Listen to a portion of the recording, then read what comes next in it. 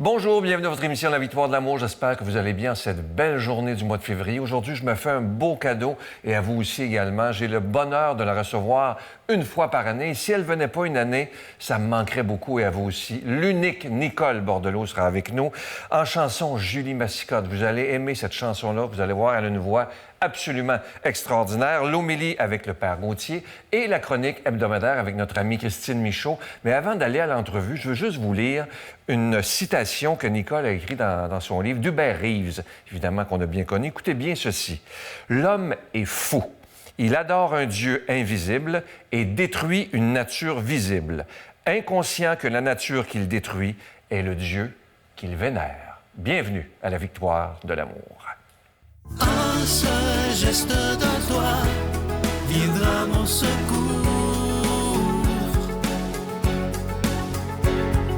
Viens semer dans mon âme le grain de l'amour. Je traverse un désert et je meurs de soif.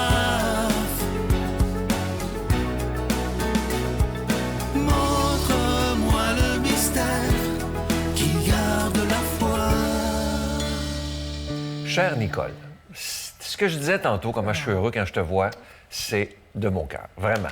Merci beaucoup. Si tu savais comment je peux t'aimer. Ah, mais c'est partagé, puis c'est pour moi une invitation que j'attends toujours et que je reçois avec grande joie. Merci de me recevoir, Sylvain. On va commencer avec une phrase que j'ai lue hier, que tu dis dans ton livre, qui est absolument magnifique. Écoutez bien ça. Dieu n'est pas une croyance, mais une expérience. Oui. Développe là-dessus, s'il te plaît. Bien, pour moi, en tout cas, parce que les croyances, quand je suis à croire quelque chose, que je suis à croire en quelqu'un, c'est quelque chose qui vient de mon intellect, c'est quelque chose dont j'ai des preuves. Par exemple, je crois que lorsque je viens ici, j'en ai la preuve, je serai bien reçue, c'est la même chose à chaque fois. Je crois en notre amitié, tu m'en as donné des preuves. Mais Dieu, c'est invisible, c'est une présence. Et si je commence à l'intellectualiser, si je commence à en faire un concept, j'ai l'impression que je m'en éloigne. Donc, pour moi, je tente d'en faire l'expérience, de me rappeler que c'est une expérience qui est omniprésente et qui est là constamment. Parfois, moi, je m'en éloigne, mais jamais lui ne s'éloigne de moi. Est-ce que tu as déjà remarqué ce que moi j'ai remarqué, sûrement toi aussi, beaucoup de gens qui suivent, et je ne veux pas blesser personne, mais il y a beaucoup de gens qui suivent des cours en théologie et qui perdent la foi. Oui. Ils apprennent Dieu, mais ils ne le vivent pas. Voilà, parce que notre société valorise grandement le savoir, les connaissances, l'intellect.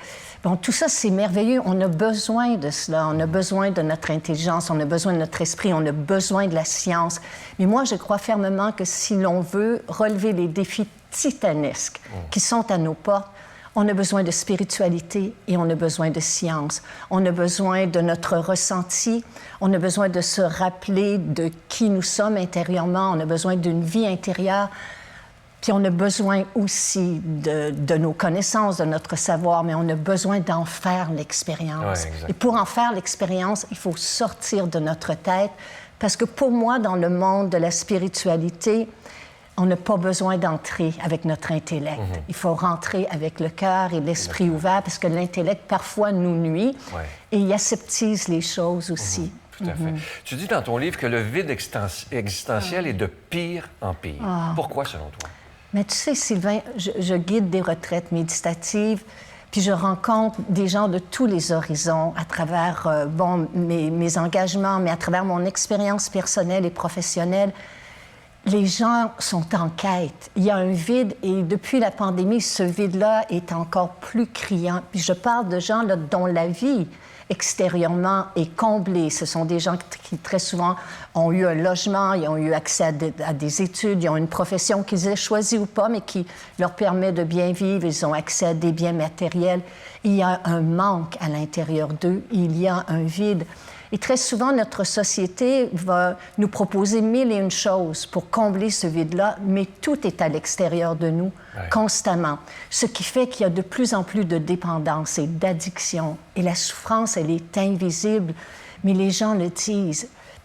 Ma maison est pleine, mes placards débordent, mon agenda déborde, Mais à l'intérieur de moi, il me manque quelque chose. Il y a un vide que rien ni personne n'arrive à combler. C'est incroyable quand même. Qu'est-ce que, justement, pour essayer de combler ça, j'ai trouvé ça tellement beau, ça m'a rappelé des souvenirs de mon grand-père. C'est vrai. Quand tu parles marcher sa terre intérieure. Parle-moi de ça. Oh. C'est beau, ça. Cette phrase-là n'est pas mienne, mais je l'ai empruntée à quelqu'un, justement, qui est venu suivre une retraite méditative, puis elle a grandi sur une ferme. Puis quand elle rentrait à la maison, à 4 heures, elle disait « Maman, il est où, papa? » Elle disait « Ton père, il est parti marcher sa terre. » Puis quand elle m'a raconté cette histoire-là, je me suis dit « Mais c'est ça. » Méditer, prier, contempler, être en lien avec la nature, c'est marcher notre terre intérieure. C'est beau. Et pour moi, c'est ça, la spiritualité. Est-ce que tu penses dans notre... On voit l'état de l'humanité monde, présentement, ben. oui. Est-ce que sans spiritualité, on peut s'en sortir? Mais sans spiritualité, nous ne saurions pas. Moi, je crois que la spiritualité, elle est inscrite dans notre ADN. Elle arrive avec notre premier souffle. Un enfant est un être profondément spirituel. Ouais. Les enfants qui vont naître cette nuit, ce sont des êtres spirituels. Ils Est-ce savent... qu'on oublie ça, hein? Oui, parce qu'ils savent qu'ils sont en lien avec cette énergie immense, qu'on l'appelle Dieu. Peu importe le nom qu'on lui donne, les enfants le sentent. Donc, pour moi, spirituel, rien ni personne ne peut nous rendre spirituels. Spirituel est qui nous sommes, mais on l'oublie. Et c'est pour cela que, pour moi, la spiritualité n'est pas un domaine de connaissance, mais de reconnaissance. Quand on revient à l'ascèse de la prière, quand on revient à la méditation, à notre souffle, quand on s'offre un moment de silence, il y a quelque chose en nous qu'on reconnaît, qui est étrangement familier. On n'arrive pas à le nommer, puis on est comme, OK, c'est ça, c'est cela qui pourrait combler le vide et apporter un peu de paix intérieure. Tu dis que, justement, malgré l'état du monde, même si c'est épouvantable, tu ne perds pas la foi. Non, parce qu'il y a quelqu'un qui m'a appris il y a de nombreuses années de ne pas fermer les yeux, de prendre des nouvelles de notre monde chaque jour, mais de chercher ceux et celles qui aident. Donc, lorsque je regarde l'actualité, lorsque je suis devant mon écran, je focalise sur l'être humain qui aide l'autre. Et ça me garde espoir dans l'humanité. Là, j'ai une question à te poser, voir si j'ai bien lu. Est-ce que c'est vrai que tu penses à la mort une fois par jour? Oui, mais je l'ai déjà dit, Mais je chaque m'en souvenais jour. pas. Mais voyons, chaque jour, je ne veux pas insulter la vie, juste une fois par jour. Je pense à ma mort, je pense aussi que je vais perdre ceux et celles que j'aime. Est-ce que ça te fait peur, justement, de perdre ceux et celles que tu aimes? Souvent, ça nous fait plus peur que notre propre mort. Oui, ça me fait peur, mais ça les rend encore plus précieux. Fait que si j'ai le goût de péter les plombs pour une bagatelle, je me dis, garde-toi une petite gêne, rien ni personne n'est éternel. Donc, oui, je pense à la mort une fois par jour, chaque jour. Comment on peut, ce livre-là en parle beaucoup, comment on peut développer sa vie spirituelle sans que ça soit compliqué? Parce que pour des gens, ça a l'air bien, bien compliqué, alors que ça devrait être simple, finalement. Mais c'est vrai, parce que si je suis une mère monoparentale avec 2 emplois, qui veut rajouter une case à sa vie? Il n'y a pas de place pour rajouter une case à notre vie présentement, mais il n'y a rien à rajouter. C'est ça, il y a tout à découvrir.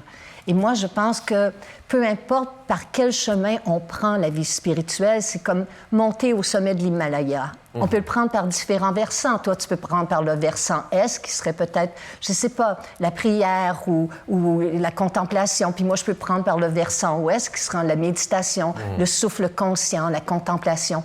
On va arriver au même but, au même endroit.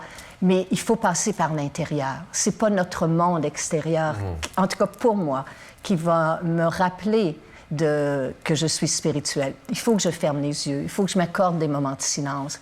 Il faut que je m'incline. On s'incline sur nos téléphones. Ah! Ça n'a pas de bon sens. Oui, il faut s'incliner devant... On s'incline devant nos téléphones. Ouais. On n'ose pas se mettre à genoux devant Dieu. Non, voilà. Voilà. Puis on a honte, on est gêné de parler de notre spiritualité, mais on a besoin de revenir à cela. On a besoin de revenir à des places communes, à des endroits comme ici où on peut en parler, peu importe nos croyances. Justement, je voulais en venir là. Est-ce que tu crois pas, ça me venait depuis tantôt, que si on veut que notre monde aille mieux, que comme être humain, on puisse, un peu comme tu parles de l'Himalaya, respecter chacun dans sa foi. Voilà. Et de dire, tu ne penses pas comme moi, mais je t'aime. Tellement. Oui, puis devenir curieux, puis accepter d'être déstabilisé. Notre foi, notre spiritualité doit être mise à l'épreuve. C'est là aussi qu'elle se renforce et qu'elle se solidifie.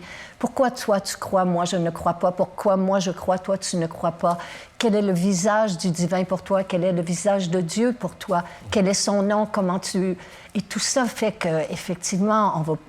Le mot religion vient de relier. C'est ça, on est en train de l'oublier, se relier autour de ce qui peut rendre notre monde meilleur. Ouais. Tu dis dans ton livre, ça c'est beau, hein? Ça s'adresse à tout le monde, la porte qui mène au sacré n'est jamais fermée. Non. On le savait, enfant. Oui, enfin. Enfant, on le savait, on avait cette capacité à s'émerveiller.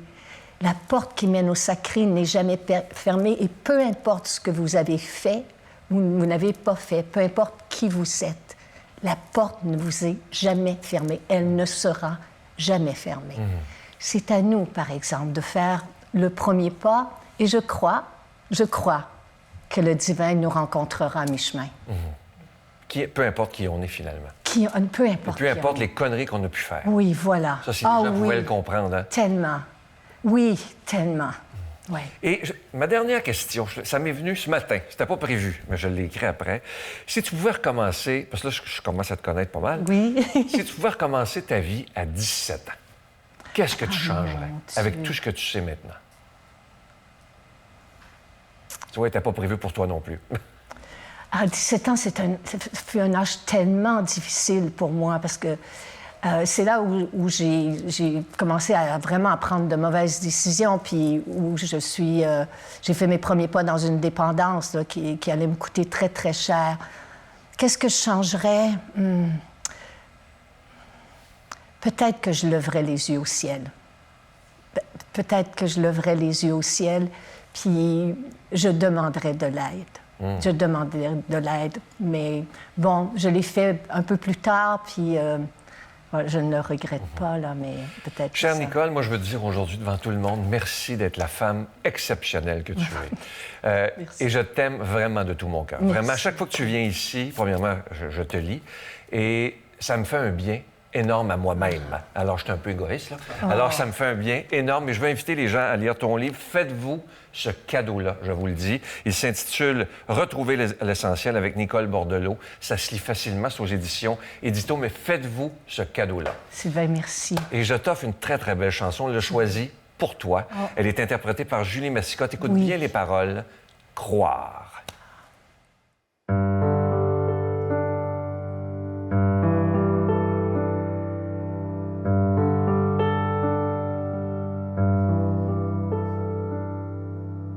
Croire, il suffit de croire, et tout renaît, tout est refait. La vie ne peut rien contre l'espoir quand on veut croire. Il suffit de croire, tout est changé, recommencé. On a la vie qu'on rêve d'avoir, suffit de croire. Comme un arbre qui fait ses bourgeons, et quand le vent reprend ses feuilles, croire à la vie vêtue de deuil. Croire, vivre à l'envers de tous ceux qui ont peur, risquer sa peau tout comme font les fleurs quand leurs pétales montrent leur cœur.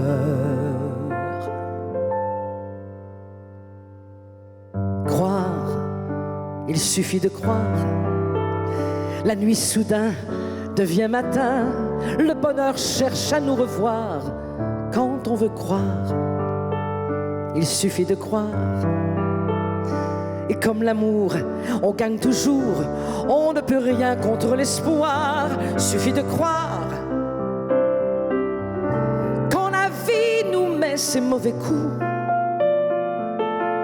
croire en nous et se tenir debout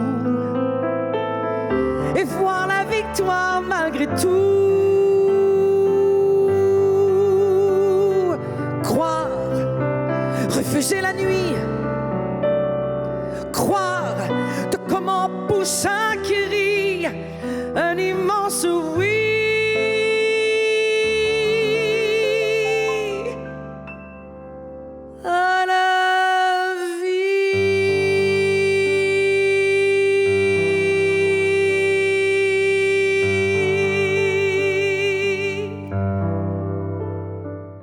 Notre Père qui es aux cieux, que ton nom soit sanctifié, que ton règne vienne, que ta volonté soit faite sur la terre comme au ciel. Donne-nous aujourd'hui notre pain de ce jour. Pardonne-nous nos offenses, comme nous pardonnons aussi à ceux qui nous ont offensés.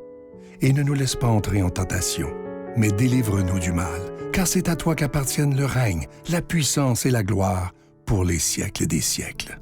Amen. Comme je vous disais la semaine dernière, je suis tellement content de vous présenter ce magnifique cadeau du mois pour le mois de février, qui est le mois de l'amour et de l'amitié. Regardez-le bien à l'écran, ce magnifique cœur en pierre d'agate.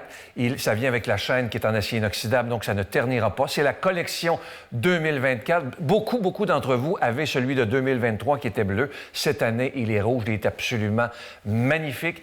Et c'est avec un don de 25 $. Et si vous en voulez deux, c'est avec un don de 40 $ parce que ça se donne vraiment bien en cadeau. Je vous donne l'adresse. La Victoire de l'amour, postale 120, succursale Boucherville à Boucherville, le J4B 5E6, je vous la redonne. La Victoire de l'amour, case postale 120, succursale Boucherville à Boucherville, le J4B 5E6. Également par téléphone, par carte de crédit du lundi au jeudi de 8h à 17h dans le 514-523-4433, 523-4433 ou sans frais le 1-888-811-9291, 1-888-811-9291 et aussi sur notre site Internet qui est une façon très sécuritaire, rapide et efficace de faire votre don. C'est le www.lavictoiredelamour.org. Alors, je vous invite à bien regarder ce magnifique cœur en pierre d'agate. Ça vient avec la chaîne qui est en acier inoxydable, donc ça ne ternira pas. Ce bijou, il est déjà béni et c'est la collection 2024 parce que vous avez été tellement nombreux à aimer celui de l'année dernière et je me suis dit, il faut qu'il soit encore plus beau que l'année dernière et on a trouvé ce magnifique cœur en pierre d'agate de couleur rouge. Merci de ce que vous faites pour la Victoire de l'amour parce que dans quelques jours, ça fera déjà 29 ans qu'on est ensemble, imaginez. Lorsque j'y pense, j'en reviens pas moi-même, mais tout ça, c'est grâce à Dieu et grâce à vous. Mon Dieu, donnez-moi la sérénité d'accepter les choses que je ne peux changer, le courage de changer les choses que je peux et la sagesse d'en connaître la différence. Amen.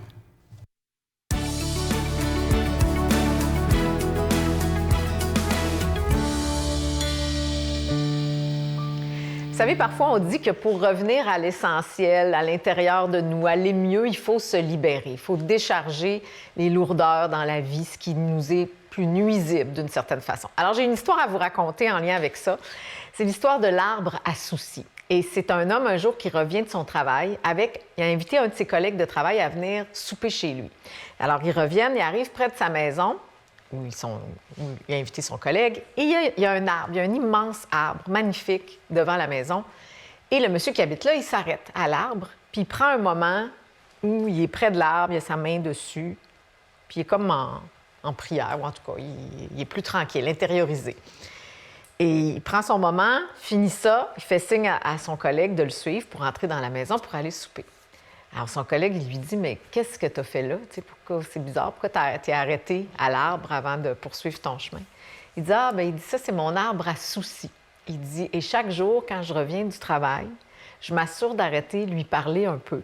En fait, ce que je fais, c'est que je me déleste de tout ce qui a été trop lourd dans ma journée. Tous les problèmes, peut-être les petits trucs qui m'ont agacé, peu importe, dans ma journée, bien, je lui laisse à l'arbre. Comme ça, je m'assure de rentrer chez moi, trouver ma femme et mes enfants dans un état qui est plus léger, qui est plus libre, qui est plus joyeux. Et c'est sûr que ça se passe mieux pour moi. » Alors, son ami, collègue de travail, lui dit « Ah, c'est bien beau, là, mais il dit, pauvre arbre, tu lui laisses tous tes soucis à chaque jour comme ça. » Il dit « C'est aussi facile que ça de se libérer de ses soucis. » Il dit « Non. » Il dit « Je lui laisse avant de rentrer le soir. Mais le lendemain matin, quand je repars au bureau, je les reprends et je m'assure de les régler. » Moi, ça m'a beaucoup touchée, cette histoire-là, tellement que je me suis trouvé un arbre à soucis chez moi, que je l'ai même baptisé, je l'ai appelé Calendula, pour tout vous dire, et j'ai décidé que cet arbre-là m'aiderait justement à me décharger. Quand je reviens chez nous, quand j'ai fait quelque chose, je suis allée travailler, donner une conférence, peu importe ce que c'est. On a rencontré des gens, on a vécu toutes sortes d'émotions. Mais comment on fait pour se nettoyer en quelque sorte de tout ça? s'assurer de rentrer dans sa maison, dans son havre de paix, ce qui devrait être notre cocon d'amour, bien dans la meilleure attitude, de la meilleure façon qui soit. Je pense que l'arbre à soucis, c'est à ça qu'il sert. Alors, je vous invite à l'essayer, tout simplement. Vous n'êtes pas obligé d'inviter quelqu'un à souper pour y raconter l'histoire pour commencer. Essayez-le pour vous et voyez ce que ça donne. Juste d'avoir... On n'est même pas obligé d'avoir un arbre à la limite. Tu sais, c'est un ancrage, c'est un petit rituel, dans le fond, de se dire, avant de rentrer chez moi, est-ce que je peux prendre un moment pour nettoyer mon intérieur et rentrer librement et joyeusement? Vous verrez ce que ça donne. Je vous souhaite une bonne semaine.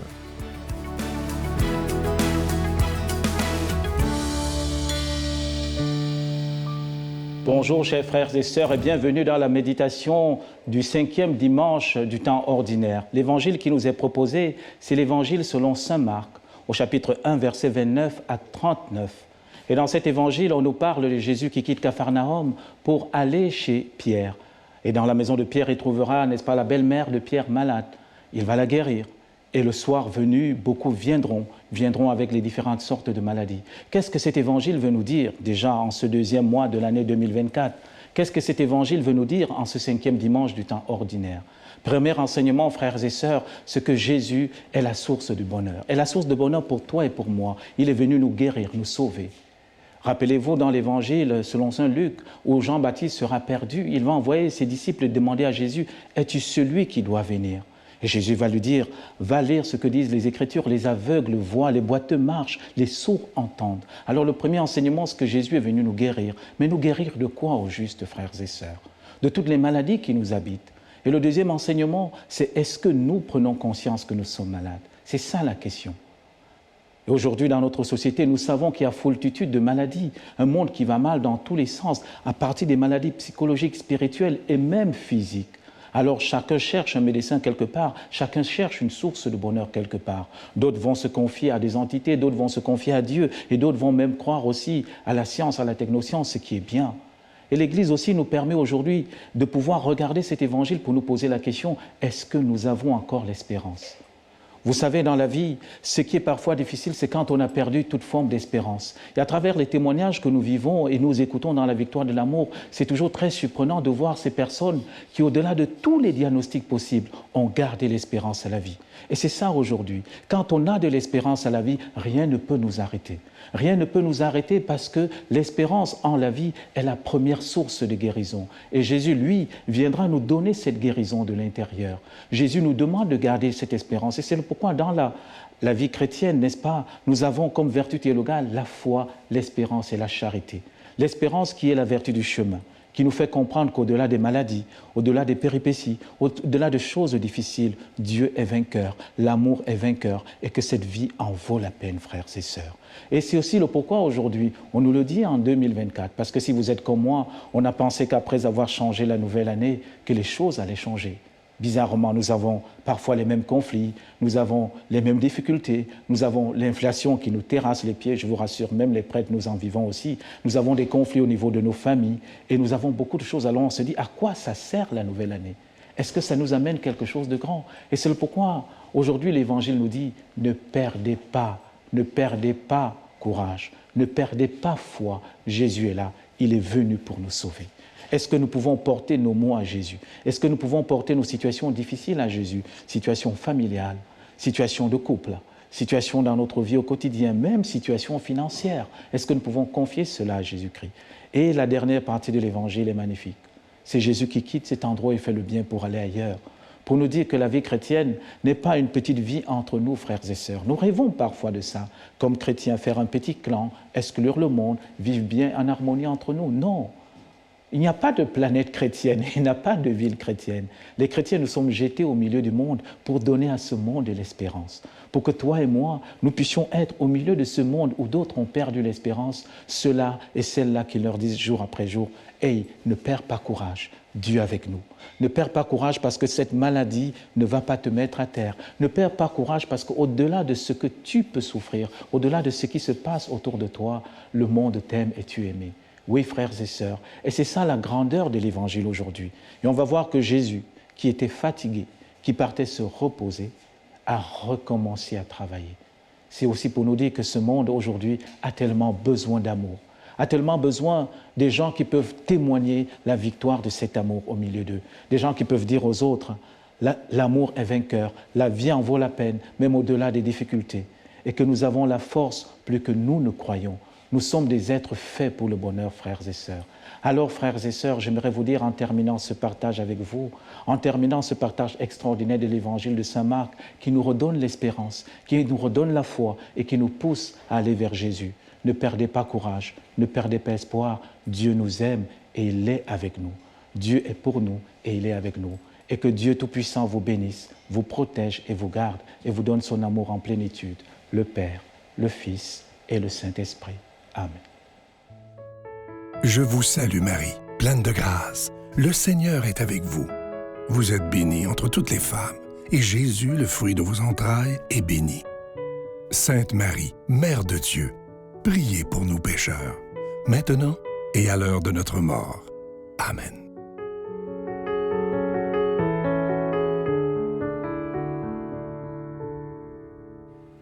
Nicole, on ne peut pas se quitter sans que tu nous fasses cette belle prière. Je te laisse la parole. Merci. Alors, moi, je vais fermer les yeux. Si vous voulez vous joindre à moi, vous êtes libre de le faire. Mon Dieu, ralentis le rythme effréné de mes pensées. Apaise les battements de mon cœur pour que je puisse mieux t'écouter. Ralentis mes pas. Rappelle-moi de faire une pause dans ma journée pour respirer, pour méditer. Le soir venu, éteins le feu des désirs qui brûlent encore en moi, les chardons de l'impatience qui consument mon corps et mon âme.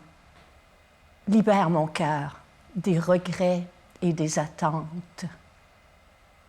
Apprends-moi le calme des montagnes.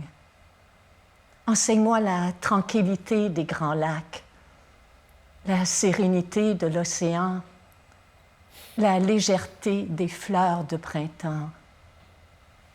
Aide-moi à vivre plus simplement, à demeurer immobile plus longtemps, à conserver des moments de silence pour que je puisse mieux t'entendre. Enseigne-moi ta patience, ta tolérance, ta bienveillance. Montre-moi comment apaiser ma douleur et mes peurs. Et à mon dernier souffle, mon Dieu, tiens ma main. Amen.